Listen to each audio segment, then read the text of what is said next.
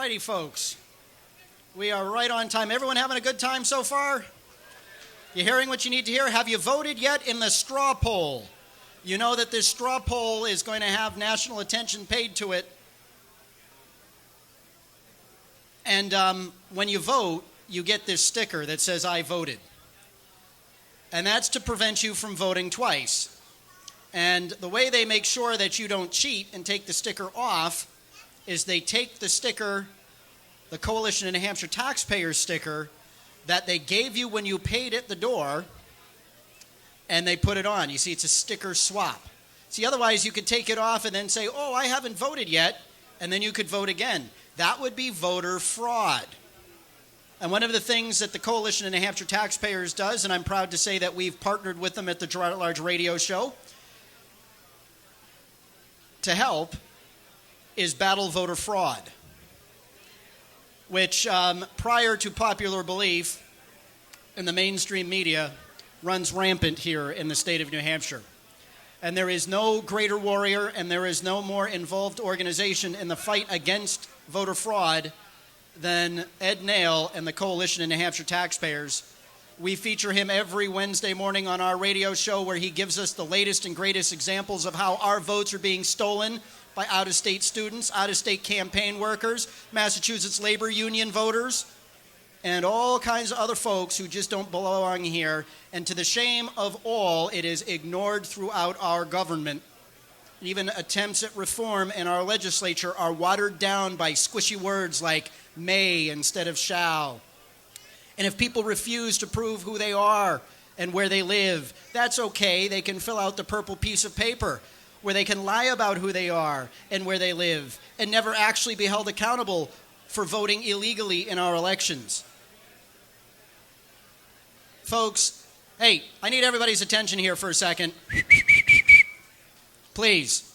Because everybody in this room, if you claim to be a conservative and you claim to care about the integrity of the vote, needs to step it up, needs to talk to your state rep, needs to talk to your state senator, needs to bomb the governor's office, and get the voting fraud out of the state of New Hampshire. And with that introduction, I need your attention for 5 minutes so Ed Naile can tell you what's happening and what we can do about it, because our votes don't count when they're stolen.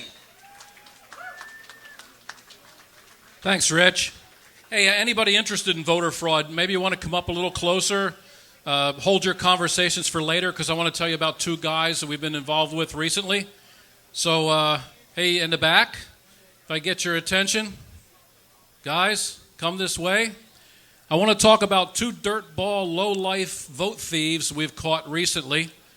One of them is an attorney. There we go. Attaboy, Rich. Come on up forward. You're not going to hear this anywhere else. No one else will do it. Here we go. We caught two low-life dirtball vote thieves recently, one back in October of 2014. His name is Jared Stephen Cram. He's an attorney from Philadelphia. He's been registered to vote in Pennsylvania since 2008. He's changed his address 4 or 5 times. He is now a resident of Philadelphia County. He works for TD Bank. He's an attorney that reviews documents there, so he's real trustworthy. And he's been voting here in New Hampshire since 2003. He thinks that because he votes in the primary in Philadelphia and then votes in the general election in New Hampshire, he's perfectly okay. So we turned him into the State Supreme Court Disciplinary Board because he's an attorney in Pennsylvania. We're putting together the last of the stuff, his 2000 campaign for state rep while he's registered and voting in Pennsylvania.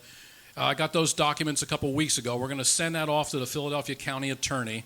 And his life is changed now. Every time he turns on the computer and Googles his name, right below that big fat face is a low-life, dirtball vote thief.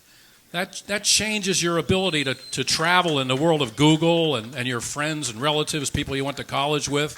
Because if that attorney doesn't like me calling him a low-life, dirtball vote thief, he can come sue me. 61 Tubbs Hill Road, Deering, New Hampshire, 03244. I'm easy to find. We have another guy that, thanks to Yvonne Dean Bailey's campaign over in Candia for a special election, this guy, this low-life dirtball couldn't help himself. His name is Carl Robert Gibson. Carl Robert Gibson. He is registered in 4 states. Well, he was registered in Kentucky. I had him removed from Hardin County, Kentucky's checklist. And I got an email yesterday from the Attorney General's office in Kentucky. They're reviewing their possibility of charging him with voter fraud in Kentucky for being registered there since 2005. He registered in Connecticut in 2012. His license plate on his car is expired, and it's from Connecticut. So he has some sort of an address in Connecticut. We've looked that up. He doesn't live there. He is currently a registered voter since 2012 in Concord. And he's given the address of the back door of the apartment on 83 Center Street where he lives. He uses an address of 26 Summit Street, which is the back door of the building he's staying at. And he's staying there because he's trapped in New Hampshire. He was arrested back last month for impersonating a Republican candidate, Yvonne Dean Bailey. So thank you, Yvonne, for he impersonated. If you've ever seen this slug, you can look at CNHT.org. His big fat picture is there. And Gerard at Large puts it on, and the Granite Grok boys have beat him up pretty regularly. He is registered in 244 Lakeland Avenue in Madison, Wisconsin. It's a commune of 38 people that live in one house, and they're all homosexual rights activists. They're Green members. There's 38 activists, and they do this all over the country. He's one of the leaders of the Moral Mondays in Wisconsin. So Wisconsin's well aware of him. And New Hampshire's well aware of him because he was in on June. This is the part you're going to like, people. This isn't always not fun. Carl Robert Gibson had to appear for his arraignment in Concord District Court on June 22nd. He was arrested by the Attorney General's office for, like I said, impersonating Yvonne Dean Bailey, which is, are you ready for the statute? Anybody guess what statute that is? All right, follow along. It's RSA 666. Who sent that idiot here, right? So he was arrested for that and a misdemeanor charge of messing around with paperwork. That's nothing. But he had to go to court for his arraignment on June 22nd, so I just thought, why don't I just stroll down there in a pair of blue jeans and a T-shirt and look like every other guy that hasn't paid his child support and sit down on a bench? So I followed the Assistant Attorney General for the state of New Hampshire. His name is Stephen Lobotomy. So Stephen was coming across the parking lot, and I followed him up to courtroom 3, and I sat down next to a person who appeared to be an attorney. And about 10 minutes later, Carl Robert Gibson, the genius, who writes for, what's that Arabic website? Al Jazeera. He writes for Al Jazeera. He's like a communist revolutionary that someone else is paying his way. We'll talk about that later. In comes Carl Robert Gibson and sits down 4 inches from me and discusses his defense with his attorney.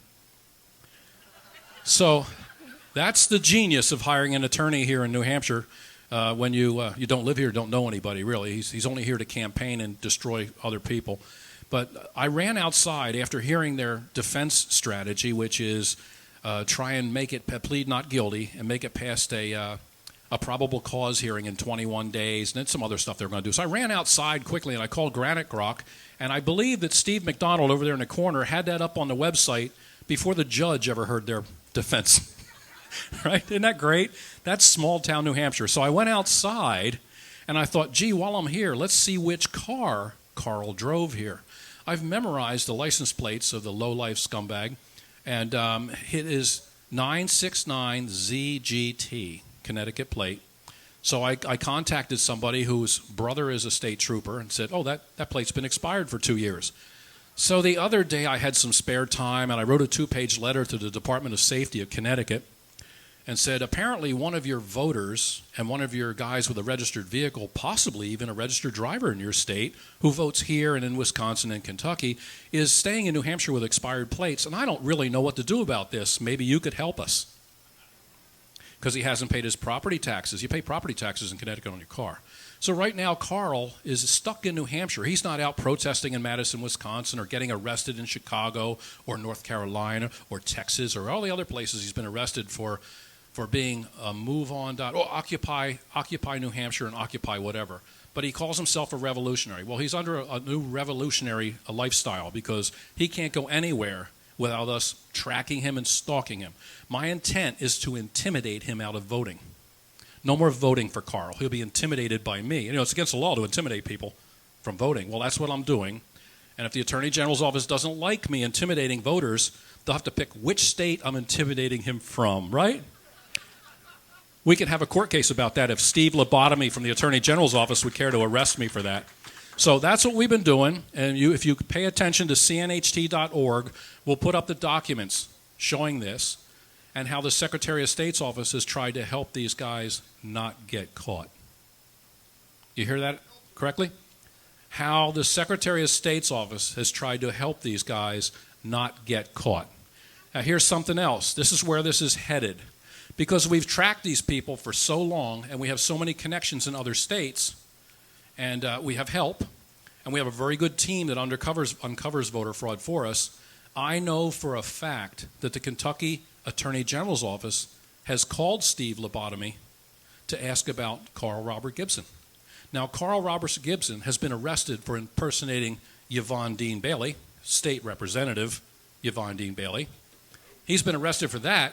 Now, since Kentucky has contacted New Hampshire and said, hey, could you give us the skinny on this guy that's living at says he's living at 26 Summit Street, and why he's registered and voting in your state and Connecticut and Wisconsin, and why he's been registered here for 10 years. What's the New Hampshire Attorney General's office going to do? Are they going to charge him with voter fraud, or are they going to turn a blind eye to that? That's our job to make sure they know we know. So every Wednesday at 6:40, I'm on Gerard at Large. I send my stuff to Jane so you can see the actual documents. Our website's like a reference website for these documents. You can look them up yourselves, where the Secretary of State's office sends a letter to Wilton saying, get this guy off the checklist. I thought you had to ask to be taken off the checklist. What evidence were they using to take him off the checklist? The fact that we're putting it on the internet? I think so. I'd also like to congratulate Rich Gerard, right over here, guys.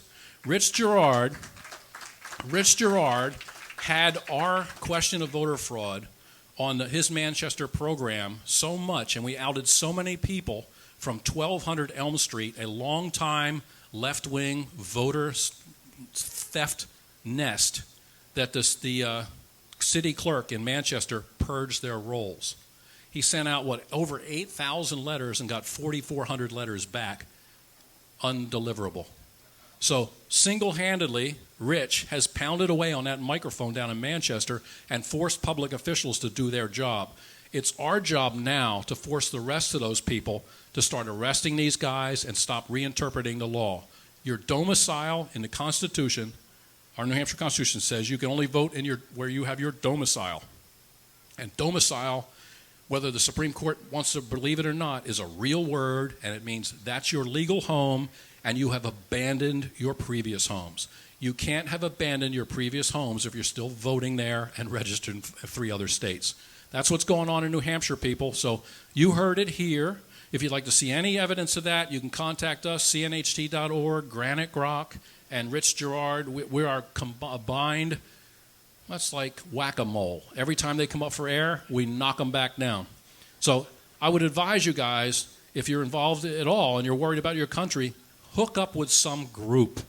Join some group, help people out, because it's a lot easier to do this if you have people watching your back. I couldn't do it without these people helping me. So, and I know Rich has a lot of volunteers helping with the radio program. Granite Grok over there is phenomenal. And Jane does a ton of stuff by herself. So this is what it takes. Help some people out, start a group, join a group, and don't let the left run the dialogue. Okay, that's where we really lose. These days, this is what it's like to be a conservative. It's like arguing with a parrot and believing the parrot is winning because he keeps saying the same thing. That's what it's like talking to progressives. They say the same thing. So don't get involved in a trap like that. Don't argue with these parrots. Throw something out they don't like. Oh, they say the word Nazi? Oh, guess what? That means socialist. Nazis were socialists. They were socialists first and Nazis second. So let's not use that word Nazi. Let's use what they really are, German socialists. Anything like that. Domicile, Latin term. It's been around since 1500. domiciles in our Constitution. The guys wrote that Constitution with that in mind. Your real legal address. Look it up.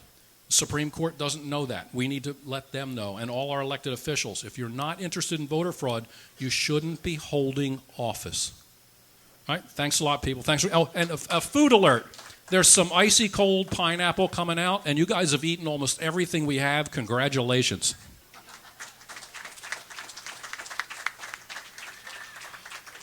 By the way, of the more than 8,100 pieces of mail that the City of Manchester clerk sent out, only 103 people sent back the paperwork to say, keep me on the list. Scary stuff.